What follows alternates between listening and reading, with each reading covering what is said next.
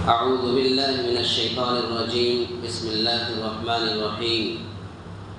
ومن أراد الآخرة وسعى لها سعيها وهو مؤمن فأولئك كان سعيهم مشكورا. كلا نمد هؤلاء وهؤلاء من عطاء ربك وما كان عطاء ربك محظورا. انظر كيف فضلنا بعضهم على بعض وللآخرة أكبر درجات وأكبر تفضيلا. لا تجعل مع الله إلها آخر فتقعد مذموما مخذولا. وقضى ربك ألا تعبدوا إلا إياه وبالوالدين إحسانا إما يبلغن عندك الكبر أحدهما أو كلاهما فلا تقل لهما أف ولا تنهرهما وقل لهما قولا كريما واخفض لهما جناح الذل من الرحمة وقل رب ارحمهما كما ربياني صغيرا. اللہ رب العالمین نے ارشاد فرمایا ومن اراد الآخرۃ وسعى لها سعيها، اور جس کا ارادہ آخرت کا ہو اور جیسی کوشش اس کے لیے ہونی چاہیے وہ کرتا بھی ہو اور وہ با ایمان بھی ہو، بس یہی لوگ ہیں جن کی کوشش کی اللہ کے ہاں پوری قدردانی کی جائے گی. کلا نمد ہؤلاء وہؤلاء من عطاء ربک، ہر ایک کو ہم بہم پہنچائے جاتے ہیں انہیں بھی تیرے پروردگار کے انعامات میں سے. تیرے پروردگار کی بخشش رکی ہوئی نہیں ہے. انظر کیف ضربوا لك الامثال انظر کیف فضلنا بعضهم على بعض، دیکھ لے کہ ان میں ایک کو ایک پر ہم نے کس طرح فضیلت دے رکھی ہے، اور آخرت تو درجوں میں اور بھی بڑھ کر ہے اور فضیلت کے اعتبار سے بھی بہت بڑی ہے. لا تجعل مع اللہ الہا آخر، اللہ کے ساتھ کسی اور کو معبود نہ ٹھہرا کہ آخر تو برے حالوں میں حال و بے کس ہو کر بیٹھ رہے گا. وقضى ربك الا تعبدوا الا اياه، اور تیرا پروردگار صاف صاف حکم دے چکا ہے کہ تم اس کے سوا کسی اور کی عبادت نہ کرنا اور ماں باپ کے ساتھ احسان کرنا. اگر تیری موجودگی میں ان میں سے ایک یا دونوں بڑھاپے کو پہنچ جائیں تو ان کے آگے اف تک نہ کہنا، نہ انہیں ڈانٹ ڈپٹ کرنا، بلکہ ان کے ساتھ ادب و احترام سے بات چیت کرنا. واخفض لهما جناح الذل من الرحمة، اور عاجزی اور محبت کے ساتھ ان کے سامنے تواضع کا بازو پست رکھے رکھنا اور دعا کرتے رہنا کہ اے میرے پروردگار ان پر ایسا ہی رحم کر جیسا انہوں نے میرے بچپن میں میری پرورش کی ہے. یہ سورہ بنی اسرائیل کے آیت نمبر 19، 20، 21، 22، 23، 24. اس آیت کریمہ کے اندر اللہ رب العالمین نے ایک تو توحید کا پیغام دیا ہے اور والدین کے ساتھ حسن سلوک کی تاکید کی ہے.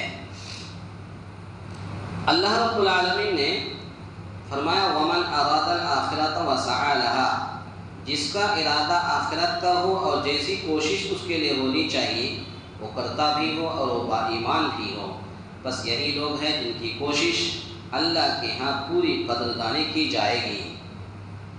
تو اللہ کے ہاں قدردانی کے لیے 3 چیزیں یہاں بیان کی گئی ہیں.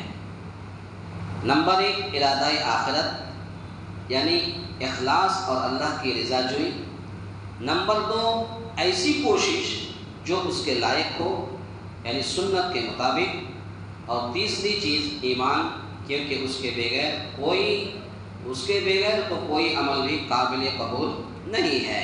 یعنی قبولیت عمل کے لیے ایمان کے ساتھ اخلاص اور سنت نبوی کے مطابق ہونا ضروری ہے. یعنی دنیا کا رزق اور اس کے آسائشیں ہم بلا تفریق مومن اور کافر، طالب دنیا اور طالب آخرت سب کو دیتے ہیں. یہ دنیاوی جو رزق ہے، روزی ہے، اللہ رب العالمین کسی کو مارتا نہیں ہے، سب کو دیتا ہے. جو بھیک مانگتا ہے اس کو بھی اللہ کھلاتا ہے، جو مانگتا نہیں اللہ اس کو بھی کھلاتا ہے، جو کماتا ہے اس کو بھی کھلاتا ہے، جو نہیں کماتا اس کو بھی کھلاتا ہے. تو اللہ رب العالمین کافر ہو مومن ہو چاہے طالب دنیا ہو یا طالب آخرت ہو، اللہ رب العالمین سب کو دیتے ہیں. یہ اللہ کی نعمتیں کسی سے بھی رکی ہوئی نہیں ہیں. اللہ رب العالمین ہر ایک کو اللہ رب العالمین اپنی نعمتیں دے رکھی ہے۔ اس کے بعد پھر اللہ رب العالمین نے فرمایا انظر کیف ضربوا انظر کیف فضلنا بعضهم علی بعض، دیکھ لے کہ ان میں ایک کو ایک پر ہم نے کس طرح فضیلت دے رکھی ہے۔ لیکن دنیا کی یہ چیزیں کسی کو کم کسی کو زیادہ ملتی ہیں۔ اللہ رب العالمین نے کسی کو مال و دولت کا انبار دے رکھا ہے اور کسی کو اللہ رب العالمین نے کچھ نہیں دیا، کماتا ہے کھاتا ہے۔ تو اللہ تعالیٰ اپنی حکمت و مصلحت کے مطابق یہ روزی تقسیم فرماتا ہے، لیکن آخرت میں درجات کا یہ تفاضل زیادہ واضح اور نمایاں ہوگا، اور وہ اس طرح کے اہل ایمان جنت میں اور اہل کفر جہنم میں جائیں گے۔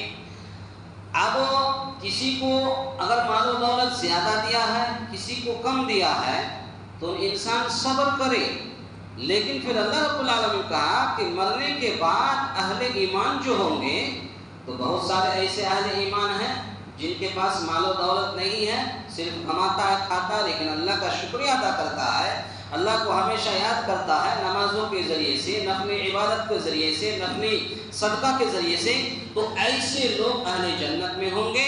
اور جن کو اللہ رب العالمین نے مال و دولت سب کچھ دیا ہے، لیکن مرنے کے بعد اہل کفر یعنی یہ لوگ جہنم میں جائیں گے۔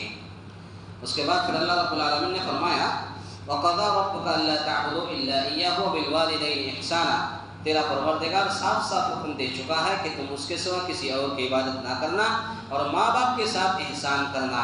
اس آیت میں اللہ رب العالمین نے اپنی عبادت کے بعد دوسرے نمبر پر والدین کے ساتھ حسن سلوک کا حکم دیا ہے، جس سے والدین کی اطاعت، ان کی خدمت، ان کے ادب و احترام کی اہمیت واضح ہے۔ گویا ربوبیت الہی کے تقاضوں کے ساتھ ساتھ اطاعت والدین کے تقاضوں کی ادائیگی ضروری ہے، یعنی اللہ رب العالمین کے احکام پر عمل کرنے کے ساتھ ساتھ عمل کرنے کے بعد اگر دوسری کوئی چیز ہے تو وہ ہے والدین کے ساتھ اس نے سلوک کرنا۔ آج حالات یہ ہے کہ والدین کو لوگ گالی گلوچ کرتے ہیں، والدین کو لوگ گھر سے باہر کر دیتے ہیں۔ یہ جو جتنے آپ روڈوں پر مانگتے ہوئے دیکھتے ہیں، تو کسی کا باپ ہوگا، کسی کی ماں ہوگی، آج روڈ پر ہے۔ کیوں بھائی؟ کیوں اس طریقے سے ماں باپ کے ساتھ آپ ظلم کر رہے ہیں؟ ایک دن یاد رکھیے، آپ لاکھوں کروڑوں روپے اگر کمائیں، لیکن اگر ماں باپ آپ سے خوش نہیں ہے تو یہ لاکھوں روپیہ کروڑوں روپیہ کوئی کام نہیں آئے گا۔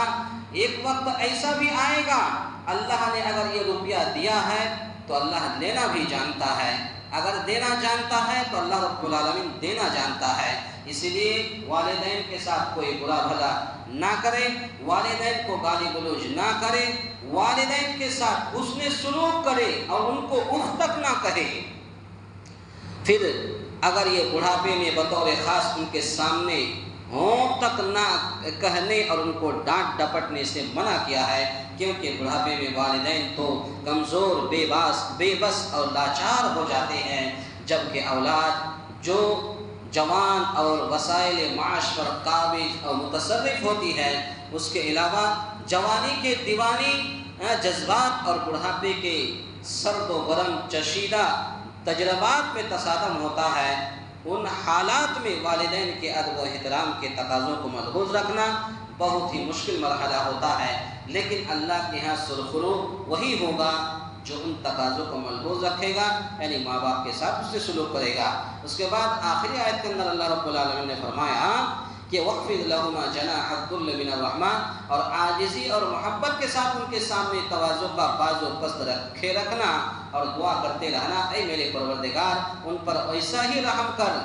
سن لیجئے، جس کو یاد نہیں ہے یاد کر لیجئے، ماں باپ کو دعا دینے کے لیے یہی دعا ہے، وَقُلْ رَبِّ ارْحَمْهُمَا كَمَا رَبَّيَانِي صَغِيرًا۔ کیا معنی ہے اس کا؟ اے اللہ تو ان پر ایسا ہی رحم کر جیسا کہ انہوں نے میرے بچپن میں میری پرورش کی ہے۔ پرندہ جب اپنے بچوں کو اپنے سائے شفقت میں لیتا ہے تو ان کے لیے اپنے بازو پست کر دیتا ہے، اور جب بازو کو پست کر دیتا ہے تو سارے بچے ان کے گود میں آ جاتے ہیں۔ یعنی تو بھی والدین کے ساتھ اسی طرح اچھا اور پر شفقت معاملہ کرنا۔